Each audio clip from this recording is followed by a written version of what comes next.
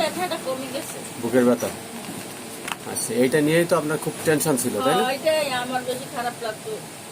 আর মানে কি যেন হতো, ওই যে বসতে আস্তে আস্তে পড়লে আপনার সমস্যা হতো, কিন্তু জোরে জোরে পড়লে সমস্যা হতো না, ঠিক না? সমস্যা দূরে দূরে পড়লেও হতো কম। না তখন আপনি বলছিলেন বারবারই যে আমার আস্তে আস্তে পড়লেই সমস্যা হয়, তসবিহ তাহলিল আস্তে আস্তে পড়লেই সমস্যা হয়। এটার সাথে বাড়ি লাগে, কিন্তু ওইটা এখন আর নাই। ওইটা এখন নাই। আলহামদুলিল্লাহ, আপনি তো এইটার জন্য বিরাট প্রেশারই ছিলেন, বারবার এইটার কথা বলতেছিলেন। আর অ্যালার্জিটার কথা তো মনেই ছিল না, ওইটা তো পরে বলছি। আরে হ্যাঁ, ওটা তো একদম শেষে বলছেন। অ্যালার্জি মানে না স্কিন ডিজিজ, চর্মরোগ, পায়ের ওটা। তো পায়ের ওটা কতটুকু কমছে? ওষুধ দিছিলাম হলো 30/6/26 নেট্রামিউর 0/5, আর একটা ফাইটাম দিছিলাম গ্যাসের জন্য। আবার মাঝে মাঝে লাগে বাড়ি দিছে। নারকেল তেল কয়বার লাগান? নারকেল তেল লাগাই, মোটামুটি সব সময় লাগাই। আমি জিজ্ঞাসা করছি কয়বার লাগান সারাদিনে? 4-5 এরকম লাগে। আরো বেশি লাগাতে হবে, বুঝছেন? আর একটু বেশি লাগাবেন, রাতে দিনে মিলাই মিনিমাম 20 বার লাগানোর চেষ্টা করবেন, তাহলে তাড়াতাড়ি কমবে। আর রোদ লাগাবেন শরীরে, 1 ঘন্টা রোদ লাগাবেন, 11টা থেকে 3টা এই সময়ের মধ্যে রোদ লাগাবেন। আর যখন রোদ অবশ্যই যখন উঠবে তখন অবশ্যই রোদ লাগাবেন শরীরে। আর পানি খান তো। আচ্ছা খাই। তো দেখেন আপনারা যে ভালো রাখতে পারছি, যে একটা কষ্ট ছিল। টয়লেটটা গেছে না আজকে, টয়লেটটা পায়েটা দেখি একটু কি অবস্থা। আমি মাঝে মাঝে লাগে কমে গেছে, আবার মাঝে মাঝে লাগে বাড়ি যায়। দেখছেন কি অবস্থা?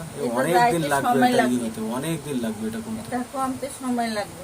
দেখতে আমিও পাচ্ছেন? বলি এটা অনেক, দেখতে পাচ্ছি না, একদম একটা দেখতে পাচ্ছি না, ঘামাচির মতন। দেখতে পাচ্ছি না, দেখতে পাচ্ছি না। এই অনেকটা মিশে গেছে, দেখা যায় যে সমান হয়ে গেছে। এই আগে তো কাঁচা কাঁচা ছিল, একদম চাকা চাকা ছিল। চুলকায় না, ওই উপরে চামড়াটা ময়দা পড়ে যায়, পরে আরেকটা চামড়া বসে সাদা সাদা হয়ে যায়, আবার ওইটাও শুকিয়ে যায়। দেখেন আপনার ভালো রাখতে পারছে, আপনি যদি নিয়ম মেনে চলেন, কথা মতো চলেন, যদি ওষুধ ফুরে গেলে নিয়ম মতো নেন, আর রোদ লাগান, পানি ঠিক মতো খান, নারকেল তেল লাগান, তাহলে ইনশাল্লাহ আরো দ্রুত, সেই আরো দ্রুত, আরো আরো আপনি ভালো থাকবেন যদি আপনি আমার নিয়ম মতো চলেন, বুঝছেন?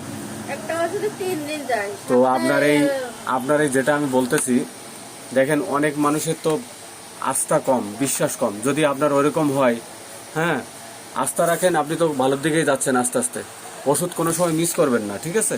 আর ওই নিয়মগুলো মেনেই চলতে হবে আপনার। রোদ লাগাতে হবে, পানি খাইতে হবে, তারপরে করতে হবে। স্কিন ডিজিজটাই হলো সবচাইতে বড় সমস্যা। আর বুকের যে সমস্যা ছিল ওটা তো গেছে আলহামদুলিল্লাহ, এখন আর সমস্যা নাই। এই পুরা হিস্ট্রি নিয়ে আমি ওষুধ দিছিলাম। হ্যাঁ ভালো হয়ে যাবে, ভালো হয়ে যাবে ইনশাল্লাহ, ভালো হয়ে যাবে। আজকে হলো কয় তারিখ? 11 তারিখ। তাহলে আমি লিখলাম ভালো আছেন। তাহলে 10 ভাগের মধ্যে কয় ভাগ ভালো? 10% আপ টু 10 ভাগের মধ্যে কয় ভাগ ভালো এখন? হ্যাঁ অনুমান করে বলেন 10 ভাগের মধ্যে। আমি তো দেখতেছি প্রায় 8 ভাগ ভালো পায়ের ওটা চুলকানি, আর 2 ভাগ আছে নাকি? আপনি কি বলেন? আপনার মতামত কি? তাহলে নিশ্চয়ই কোনো ত্রুটি হয় খাবার দাবার বা অন্য ওই যে অ্যালার্জি জাতীয় খাবার, যেমন গরু গোশত, ইলিশ মাছ, চিংড়ি মাছ।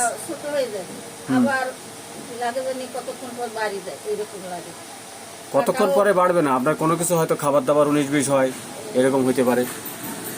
10% আপ টু 8% আমি লিখলাম, ঠিক আছে? কারণ আমি দেখলাম যে আমার কাছে 8% ভালো হয়েছে। আর বুকের ব্যথাটা তো একদম, এই বুকের যে খারাপটা লাগতো সেটা এখন নাই, পুরোপুরি ভালো।